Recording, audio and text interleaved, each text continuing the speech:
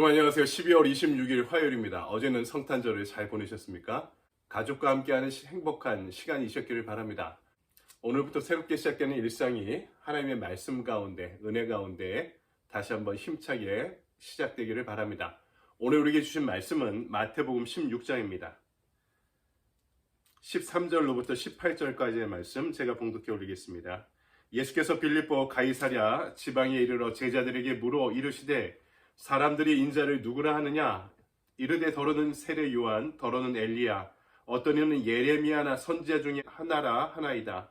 이르시되 너희는 나를 누구라 하느냐? 시몬 베드로가 대답하여 이르되 주는 그리스도시요 살아계신 하나님의 아들이시니이다. 예수께서 대답하여 이르시되 바요나 시몬아 내가 복이 있도다. 이를 내게 알게 한 이는 혈육이 아니요 하늘에 계신 내 아버지시라. 또 내가 내게 이르노니 너는 베드로라. 내가 이 반석 위에 내 교회를 세우리니 음부의 권세가 이기지 못하리라. 아멘. 주님의 말씀입니다. 주님께 감사드립니다. 이 시간 우리에게 주신 말씀 가지고 너희는 나를 누구라 하느냐라는 제목으로 하나님의 말씀을 증거하도록 하겠습니다. 하버드 대학의 유명한 종교학자이자 신학자인 하비 콕스라는 분이 있는데요. 이분이 2010년도에 쓴 책 중에 신앙의 미래 The Future of Faith라는 제목의 책이 있습니다.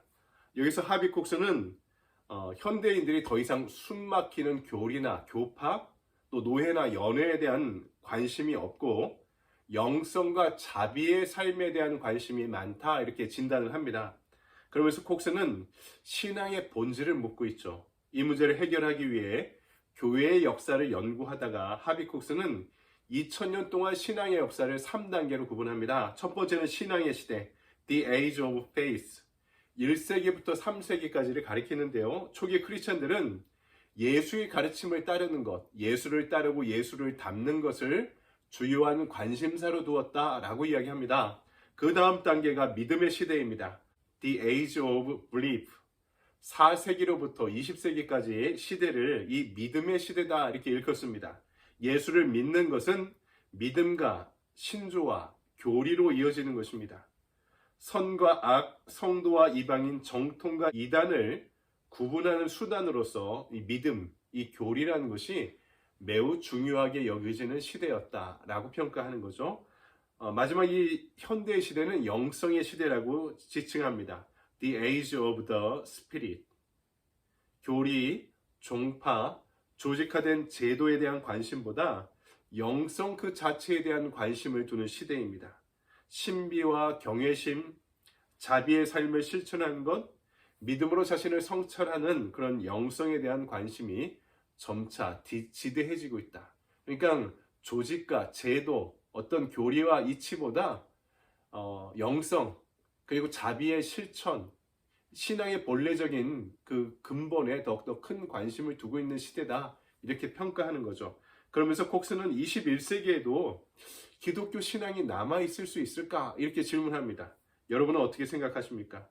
콕스의 이 질문은 오늘 예수님의 질문과도 연관되어 있습니다. 너희는 나를 누구라 하느냐? 나에게 예수님은 누구이신가요? 여러분, 이 질문에 대한 해답이 바로 기독교 신앙의 연속성, 교회가 이 땅에 왜 존재하는지를 가르쳐주는 핵심적인 해답이라고 생각합니다. 그리고 살아있는 신앙의 생생한 능력과도 관련되어 있죠. 예수님과의 만남이 그분에 대한 1인칭의 고백을 가능하게 한다는 것입니다. 김춘수의 꽃이라는 시가 있습니다. 내가 그의 이름을 불러주기 전에는 그는 다만 하나의 몸짓에 지나지 않았다. 내가 그 이름을 불러주었을 때 그는 나에게로 와서 꽃이 되었다. 내가 그 이름을 불러준 것처럼 나의 이 빛깔과 향기에 알맞은 누가 나의 이름을 불러다오. 그에게로 가서 나도 그의 꽃이 되고 싶다. 우리들은 모두 무엇이 되고 싶다. 너는 나에게 나는 너에게 잊혀지지 않는 하나의 눈짓이 되고 싶다. 꽃에게 어떤 이름을 불러주었을 때 나와 관계 맺는 존재가 되었다. 이름이 중요하다는 거죠. 그냥 이름을 불러주지 않으면 나랑은 상관없는 사물에 불과한데 꽃이라고 불러주니 향기도 맡고 쳐다보기도 하고 그렇게 사랑하게 되었다. 멀리 있는 꽃이 아니라 내가 이름을 불러주는 관계가 될 때 아름다운 꽃으로 나에게 느껴지면서 유의미한 관계가 형성된다는 거죠. 우리가 예수님을 만나는 것도 마찬가지죠. 그분의 이름을 부르고 그분과 교제하지 않으면 그분은 나랑 상관없는 존재가 되는 것입니다. 우리가 주님을 만나는 길이 뭐가 있을까요? 예배, 말씀을 묵상하고 기도하고 찬양하고 또 삶의 현장에서 그분의 말씀대로 따르는 실천을 하는 것. 우리가 그분을 만나고 체험할 때 그분은 나에게 매우 구체적인 분이 되는 것입니다. 내 병을 고쳐주신 분, 나의 죄를 용서하신 분, 감옥에서 꺼내주신 분, 구원해 주신 분, 만나는 하나님, 체험하는 하나님. 나는 누구다, 나는 나다라고 내게 다가오시면서 말씀하시는 분. 우리가 그분을 만날 때 우리 인생을 둘러싸고 있는 껍데기가 깨어지며 알을 깨고 나아가 이 세상에서 살아계시고 역사하신 그분 자체로 존재하시는 그분을 우리는 만나고 체험하게 되는 것입니다. 그래야 여러분, 그분을 만날 때에 내 인생의 근본적인 질문이 해결되는 것입니다. 그것은 무엇입니까? 나는 누구인가? 나는 과연 누구인가? 이런 이 질문은 나에게 주님은 누구인가라는 질문과 아주 밀접한 연관이 되어 있기 때문입니다. 주님이 나에게 누군가에 대한 해답을 찾지 못하면 나는 내가 되지 못하는 것입니다. 예수 없는 나는 허무하고 공허하기 때문입니다. 그래서 우리는 예수님을 알아야 되고 만나야 하고 교제해야 되고 그분을 경험해야 됩니다. 예수님을 3인칭이고 2인칭일 때는 나랑 상관없는 분일 수도 있습니다. 목사님의 주님, 장로님의 주님, 내 아내의 주님, 우리 부모님이 만난 하나님, 그분은 나랑 상관없는 분일 수도 있습니다. 예수님이 제자들에게 물으십니다. 사람들이 인자, 이 인자란 표현은 보통 그 당시에 메시아를 지칭하는 사람의 아들이란 표현으로 사용된 것입니다. 사람들이 인자를 누구라 하느냐? 어떤 이들은 세례 요한이라고 대답합니다. 어떤 이들은 엘리야라고 하고 어떤 이는 예레미야나 선지자 중에 하나라고 대답합니다. 다 남들에 대한 이야기입니다. 2인칭이나 3인칭으로 표현하고 있습니다. 그동안 예수님과 먹고 자고 함께 다니며 배우면서 예수님을 알아갔던 제자들이 그분이 누구이신지를 모르고 있는 것이죠. 남들 이야기하듯이 전합니다. 그래서 다시 직접적으로 물으십니다. 너는 나를 누구라 하느냐? 성경에는 시몬 베드로의 고백만 등장하고 있죠. 그만이 정답을 이야기한 모양입니다. 무엇입니까? 16절, 주님 그리스도시요 살아계신 하나님의 아들이십니다. 지금 베드로가 2인칭의 주님이 3인칭의 주님이 아니라 자기한테 예수님이 누구신가를 고백하고 있습니다. 내가 주님을 만날 때 그분이 나에게 하나님이 되십니다. 내 예수님, 내 성령님이 되십니다. 성경을 보십시오. 남이 만난 하나님을 어떻게 증거할 수 있습니까? 아니죠. 오경은요, 모세가 만난 하나님에 대한 기록을 담고 있습니다. 예언서는 예언자들이 접한 하나님에 대한 체험과 그분의 말씀을 증거하고 있죠. 성문서, 시편, 잠언, 전도서, 아가 이런 시편들이나 영적인 문학서들을 보십시오. 각자가 그들이 만난 하나님에 대한 문학적인 상상력을 동원해 표현하고 있는 것입니다. 목사의 설교는 목사의 1인칭의 고백입니다.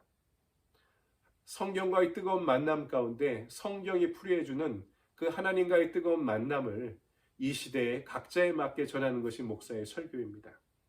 그저 좋고 교훈적인 말로 들으면 그것에 끝날 수도 있지만 그 말씀 붙잡고 내가 기도하고 그 하나님과 깊이 교제하면 목사가 전한 하나님이 바로 내가 만난 나의 하나님이 되어가는 것입니다.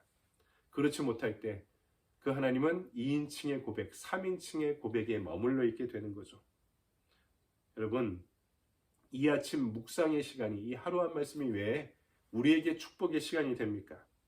우리가 하루를 시작하며 하나님을 만나는 생수의 우물을 깃는 시간이 되기 때문이죠. 물을 안 마시고 사람이 살 수 없죠. 또 하나님의 생수 없이 우리가 살아갈 수 없는 영적 존재인 것입니다. 내가 아침마다 그분의 말씀을 묵상하고 우리의 우물에서 생수를 길어 내가 마시게 될 때, 그 생명력으로 충만해질 때 멀리 계셨던 것처럼 느껴졌던 그분을 직접 만나고 느끼고 교제하고 대화하며 그분의 임재 가운데 거하는 시간이 되어가는 것입니다. 그래서 이 시간이 우리에게 축복의 시간이 되는 것이죠. 이 시간 그렇게 주님을 만나는 사적 예배로 가득한 성경의 이야기가 바로 나의 이야기로, 목사님이 전한 하나님이 바로 내가 만난 하나님의 이야기로, 나의 1인칭의 고백으로 언제나 고백될 수 있는 하나님과의 풍요로운 교제권 가운데 거하는 이 하루가 되기를 주님의 이름으로 간절히 축원드립니다. 아멘. 적용의 질문입니다. 나는 예수님을 어떻게 고백합니까? 내가 주님을 바라보는 신앙관에 기대어 주님에 대한 신앙 고백을 정리해 보세요. 이건 적용의 질문이며 동시에 액션 플랜입니다. 내가 경험하고 느끼고 생각하고 믿음으로 고백하는 하나님에 대해서 여러분 짧은 줄로 한번 정리해 보시기 바랍니다. 베드로도 아주 짧게 고백했죠. 주님 그리스도시요 살아계신 나의 하나님이십니다. 제가 중학교 때 이 고백을 들으면서 이렇게 저는 정리해 본 적이 있었습니다. 주님은 나의 친구이십니다. 여러분의 주님을, 여러분이 만난 하나님에 대해서 여러분의 언어로, 여러분의 말로 1인칭으로 한번 고백해보는 것이 여러분에게 사실이 되어가는 그런 시간이 되길 바랍니다. 믿음은 바라는 것들의 실상이요 보이지 않는 것들의 증거라고 했는데, 여러분의 믿음의 언어가 여러분들의 실체가 되어갈 줄 믿습니다. 여러분 좋은 하루 보내십시오. 감사합니다.